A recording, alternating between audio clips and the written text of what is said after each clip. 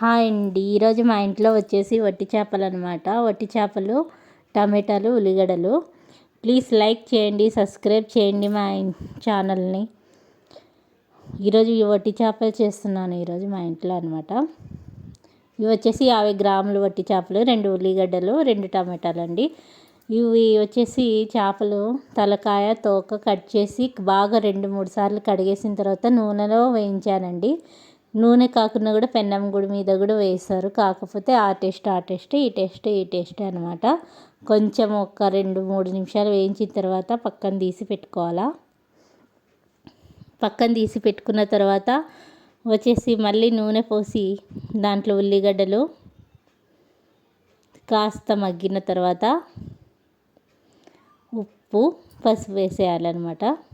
నేను ఒక చేతిలో వచ్చేసి వీడియో తీస్తున్నాను, అందుకని వేయడం కష్టమైంది. పసుపు, తగినంత ఉప్పు వేసుకున్న, టమాటా వేసుకున్నాను. టమాటా కాస్త మగ్గనిచ్చిన తర్వాత ఉప్పు వేస్తున్నానండి. టమాటాలు కాస్త మగ్గిన తర్వాత వచ్చేసి కొబ్బరి, ఎల్లిపాయలు 4-5-6 ఎల్లిపాయలు అనమాట. ఎల్లిపాయలు, అల్లం ఒక చిన్న ముక్క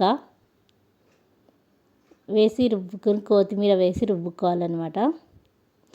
వేసి పక్కన పెట్టుకున్నానండి. దాంట్లోనే ధనియాల పొడి, గరం మసాలా గుడకండి, అది ధనియాల పొడి, అది గరం మసాలా వేసేసినాను. ఇప్పుడు టమాటాలు కాస్త మగ్గిన తర్వాత వేస్తానండి. ఇది దగ్గరికి వచ్చింది తర్వాత వేసేస్తున్నాను. ఇవన్నీ టమాటాలు కాస్త మగ్గి దగ్గరికి వచ్చిన తర్వాత కాస్త వాటర్ వేయాలి. వాటర్ వేసిన కారం వేయటం లేదండి. మా పాపకు కొంచెం తీసిన తర్వాత కారం వేస్తాను. ఇప్పుడు మా పాపకు తీసిన తర్వాత వేస్తానండి కారం వేస్తున్నాను.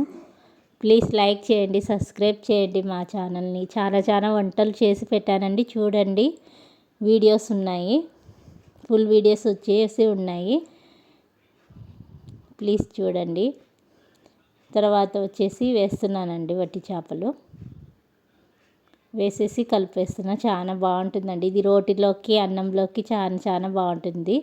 ఎప్పుడో ఒకసారి, నెలకు ఒకసారైనా చేసుకొని తినండి. వంకాయలకు గుడక వేస్తారు.